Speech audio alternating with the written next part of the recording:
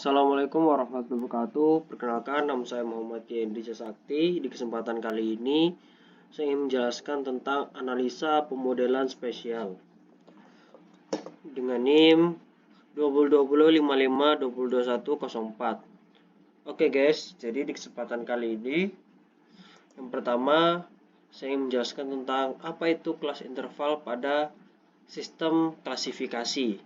Nah, kelas interval adalah rentang nilai atau data yang dikelompokkan dalam kategori atau kelas tertentu pada sistem klasifikasi. Dalam analisis data, seringkali kita perlu mengelompokkan data menjadi beberapa kategori atau kelas untuk memudahkan analisis dan presentasi data. Nah guys, jadi tujuan dari kelas interval ini untuk mengklasifikasikan data. Biasanya itu kan kita di dalam menganalisis data itu ada data yang harus kita kelompokkan agar mudah di dalam menganalisis data tersebut sesuai dengan kategori-kategori atau kelas yang ada. Tujuannya yaitu untuk memudahkan analisis dan presentasi data kita.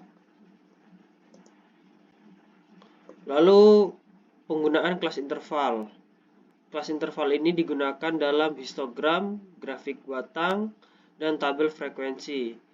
Kelas interval dapat dibuat dengan menggunakan berbagai metode seperti interval lebar tetap, interval lebar berbeda, interval berdasarkan persentil, interval berdasarkan frekuensi, atau interval terbuka.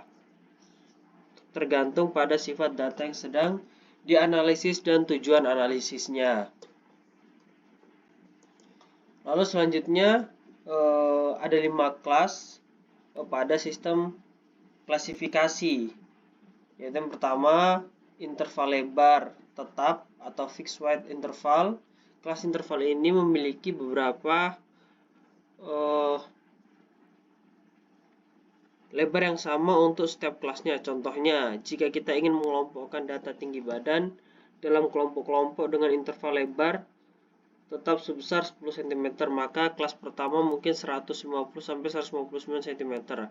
Kelas kedua 160 sampai 169 cm dan seterusnya. Lalu yang kedua, interval lebar berbeda, variable width interval.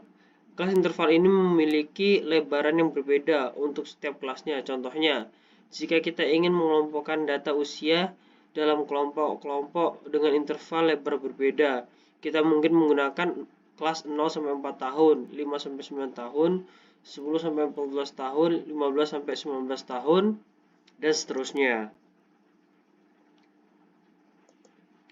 Lalu yang ketiga yaitu interval berdasarkan persentil. Kelas interval ini dibuat berdasarkan persentil data, yaitu membagi data menjadi 100 bagian yang sama besar.